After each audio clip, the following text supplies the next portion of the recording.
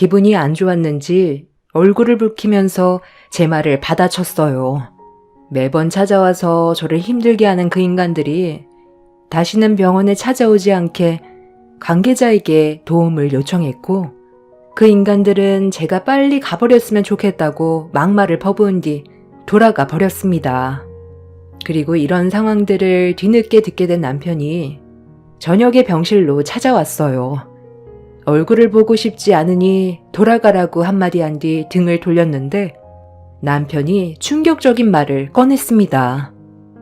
네가 지금 상황 파악이 안 되는 것 같은데, 그 목장 내 명의로 돌리지 않는다면 앞으로 어떤 일이 벌어질지 몰라. 네가 장인어른보다 먼저 떠날 수 있을지도 모른다고 생각은 안 해봤냐? 그리고 우리 딸들은 앞으로 어떻게 할 건데? 네가 이렇게 고집을 부리면 부릴수록 나도 하고 싶은 마음이 싹 사라져버려. 목장이 어떻게 되든 말든 그냥 방치할까? 노동자들 다 돌려보내고 목장 처분해버리면 좋겠어? 네가 만약에 이대로 계속 고집 부리잖아? 그럼 이거 하나는 확실하게 알아두고 결정을 해야 될 거야. 나는 네가 암을 이겨내지 못하고 죽게 되면 장인어른은 아예 신경도 쓰지 않을 거고 목장은 당연히 처분할 거야. 그리고 거기에서 끝나지 않아. 나는 너희 집안이 남기고 간 재산으로 새 출발할 건데 우리 사이에 누가 있지? 너도 없는데 내가 굳이 우리 딸들을 키울 필요는 없잖아. 아빠로선 당연히 미안한 감정이 드는 건 어쩔 수 없지만 그건 시간이 알아서 해결해 줄 것 같고 보육원에서 앞으로 잘 지내겠지. 아빠 엄마에 대한 그리움을 가진 채 평생 외롭게 살아가지 않겠어? 나는 내가 원하는 걸 얻지 못한다면 그런 결정까지 내릴 생각을 가지고 있는 사람이야. 어떻게 할래? 애들 보육원에 보내버릴까? 네가 이런 식으로 행동하면 우리 가족이 애들을 제대로 돌봐줄 수 있을 것 같아? 이런 말까지는 안 하려 했는데 네가 지금 나한테 보이는 행동이 점점 이성을 잃게 만들고 있다는 거 몰라? 10년간 우리 결혼 생활 엄청 좋은 건 아니었지만 그래도 나쁘지도 않았잖아. 마지막으로 경고하겠는데 내 말대로 행동해. 나도 더 이상 못 기다려줘. 내 말 무슨 뜻인지 충분히 이해했으면 여기 위원장이야. 혹시 또 마음이 바뀌면 나도 곤란하잖아. 잘 보고 거기 밑에 사인하면 될 거야. 네가 다른 마음 품고 나 몰래 재산 처분해버리면 나만 골치 아파지잖아. 그러니 확실하게 증거물을 만들어 놓는 게 좋겠지. 그런 의미에서 유언장 하나 만들어 두는 게 좋을 것 같아서 준비한 거니 부담 갖지 말고 애들을 위해서 사인해. 애들을 보육원에 보내? 아빠라는 인간 입에서 그게 할 소리야? 내가 대장암 판정받고 병원에 있는 동안 걱정해주는 말 한마디 안 해주고 목장 얘기만 하더니 이젠 애들 가지고 나를 협박하려 들어? 왜? 네 쓰레기 부모가 시키던? 어차피 이판 사판이야.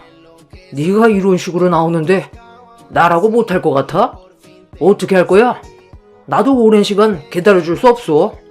그러니 짧게 생각하는 게 좋을 거야.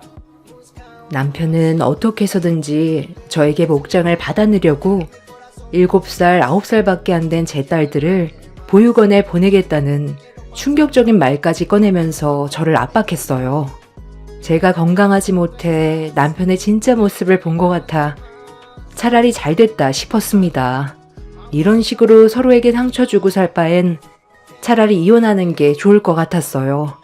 그래서 저는 남편한테 이혼 얘기를 꺼냈는데 제 말이 끝나기도 전에 코웃음을 치더니 이혼이 단순한 문제인 것 같냐면서 합의는 당연히 하지 않을 거고 소송으로 갈 텐데 이혼 소송이 마무리가 되기도 전에 제가 먼저 떠날 것 같다면서 죽기 전까지 소송은 끝나지 않을 거라고 오히려 저를 더 세게 압박했어요.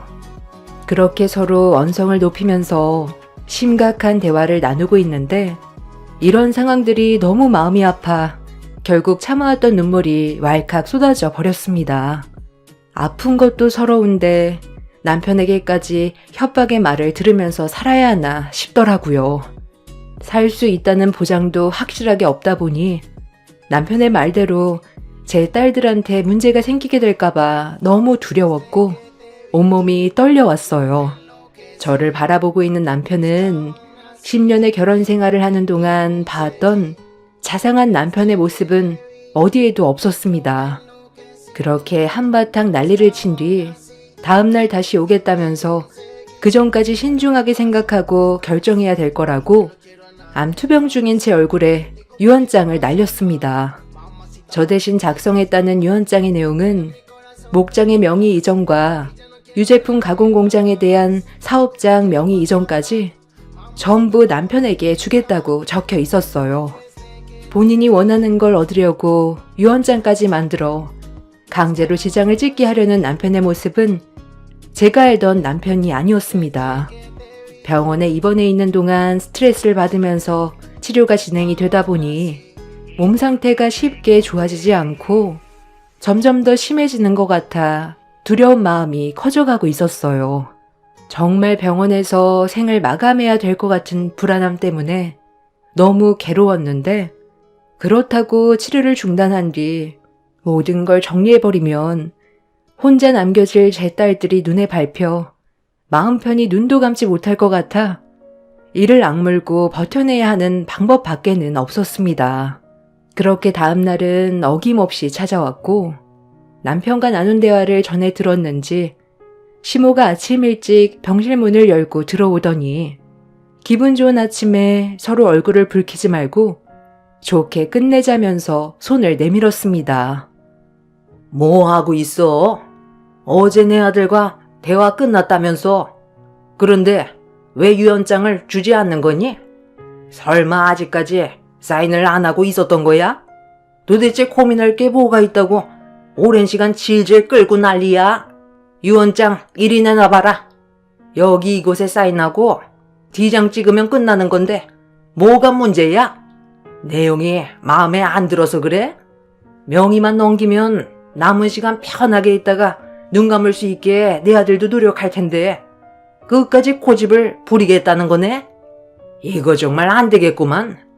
당장 그 손 이리 내놔봐라.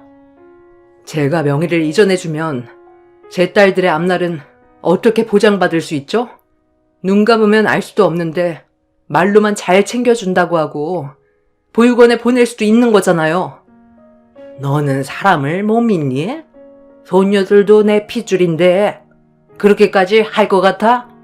네가 하도 고집 부리고 내 아들의 의견은 조금도 들어주지 않으려니까 일이 이렇게까지 커진 거잖아. 서로 웃으면서 좋게 해결봤으면 이 정도로 감정이 안 좋아지지는 않았지. 내 손녀들은 앞으로 잘 키워줄 테니 어서 사인해라. 왜? 내 말도 믿음이 안 가는 거야? 걱정하지 말래도 일단 사인부터 하라는데 왜 이렇게 답답하게 굴어? 얼마 버티지 못하고 곧 갈 거면서 계속 이럴 거야? 시모는 제가 사인을 머뭇거리자 유언장으로 머리를 후려쳤어요. 그리곤 펜을 손에 쥐어준 뒤 강제로 서명을 하게 유언장을 들이밀길래 떨리는 손으로 서명을 하려던 그 순간 갑자기 시모의 핸드폰에 전화가 울렸습니다. 시모는 저에게 서둘러 사인하라면서 손짓을 하며 전화 통화를 했는데 표정이 어두워지더니 핸드폰을 바닥에 떨어뜨렸어요. 그리곤 힘없이 그 자리에 주저앉아 버리길래 뭔가 일이 생겼다는 걸 느낌적으로 알 수가 있었습니다. 시모는 멍한 얼굴을 하곤 천천히 몸을 일으키더니 그대로 병실을 뛰쳐나갔어요. 시모의 핸드폰에선 남성분의 목소리가 들려오길래 바닥에 떨어진 핸드폰을 주워들어 통화를 이어나갔고 수화기에서 들려온 말은 엄청난 충격을 가져왔습니다. 남편과 시부 신우가 차량 전복 사고로 현장에서 즉사해서 근처 병원으로 옮겨졌다며 신원 확인을 부탁한다는 말을 듣게 되었고 떨리는 목소리로 어떻게 된 거냐고 물어보니 운전대를 잡고 있던 남편이 음주운전이 의심된다고 전날의 상황에 대해 알려줬어요. 저희 목장이 어두운 밤길에 운전하기에는 좀 위험하긴 하지만 도로폭이 그렇게 좁은 편은 아닌데 세 식구가 전날에 식당에서 술을 먹고 집으로 돌아가던 도중 비틀거리다가 차가 도로를 이탈해 낭떠러지로 굴러 떨어져 버린 것 같았어요. 시모는 전날에 지인들과 여행을 다녀온 뒤 바로 병원으로 오게 된 상황이라 전날에 있었던 사고에 대해서는 전혀 알지 못했었고 목장에서 일을 하던 외국인이 굴러떨어진 차량을 보고 신고를 한 거였습니다. 차 문을 열었을 땐 차 안에서 술 냄새가 진동을 했었다며 어떤 사고였는지 알 수 있게 설명을 해줬는데 갑자기 이런 안 좋은 일들이 연달아 터지게 되니 너무 무섭더라고요. 아마 제가 생각하기에는 남편과 시부 신우는 제가 유언장에 사인을 하게 될 거고 명의가 남편에게 이전될 거라는 확신을 가져서 축하도 할 겸 셋이서 술을 좀 과하게 먹었던 것 같습니다. 자주 다니던 길이기 때문에 남편은 사고가 나지 않을 거라고 자만했었는지 결국 아니란 판단에 돌이킬 수 없는 결과를 얻게 되었고 시모는 세 가족을 한꺼번에 잃게 되는 충격적인 경험을 하게 되었네요. 믿을 수 없는 현실 속에서 장례는 진행이 되었고 시모는 그날 이후 정신 상태가 정말 이상해져 정상적인 삶을 살지 못하고 있다는 말을 동네 주민분이 병문안을 와주셨을 때 들을 수 있었습니다. 그때 당시 만약에 제 딸들이 같이 목장 일을 도와주시는 외국인 분들의 품이 아닌 남편을 따라갔었다면 이 세상에 더는 없는 존재가 되어버렸을 텐데 다행히도 제 딸들은 보호를 받을 수가 있었네요.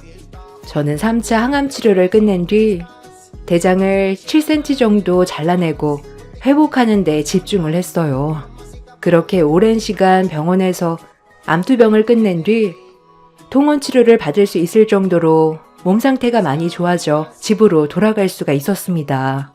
시모는 이 모든 게 저 때문에 벌어진 일이라고 제 얼굴을 보자마자 달려들길래 몸이 온전치는 않았지만 그동안 제가 받았던 상처가 너무 컸었고 그동안의 화를 한 번에 터뜨려버린 저는 시모를 강하게 밀친 뒤 집 밖으로 내쫓아 버렸어요. 시모는 절대로 못 나간다며 저희 부모님 집이 자기 거라고 억지를 부리며 달려들길래 조금도 망설이지 않고 머리채를 잡아 끌어내 버렸습니다. 시모는 그제야 저에게 울면서 애원을 하기 시작했어요. 한순간에 가족을 셋이나 잃었는데 저에게까지 버림을 받으면 앞으로 어떻게 살아갈 수 있겠냐면서 내치지 말아달라고 했지만 저는 조금도 불쌍한 감정이 생기지 않더라고요. 그래서 뒤도 안 돌아보고 집안에 있던 시모의 물건들과 세상을 떠난 남편과 시부 신우의 짐까지 전부 다 폐기 처분해 버렸습니다. 제가 암투병하고 있을 때는 온갖 막말에 유언장으로 머리까지 내려쳤으면서 이제 와서 봐달라고 하는 모습이 오히려 저를 더 분노하게 만들었습니다. 그렇게 시모를 강하게 내쳐버린 뒤 저는 딸들과 함께 앞으로의 삶에 대해 진지하게 계획하고 있는 중입니다. 막막하기만 했던 제 삶이 한순간에 정리가 되어버렸다는 게 아직까지 믿기지 않네요. 갈 사람은 건들지 않아도 알아서 가게 되는 것 같습니다. 저는 지금 거의 회복이 되었고 추적 검사 결과 추가적인 암은 발견이 되지 않았습니다. 아빠도 요양원에서 잘 지내고 계시고 이제 저와 제 딸들의 앞날만 생각하면 될 것 같아요. 다시 찾아온 새 삶에 대해 항상 감사함을 느끼면서 살고 있는 중이고 현재 목장과 유제품 가공 공장은 정리하려고 준비 중에 있습니다.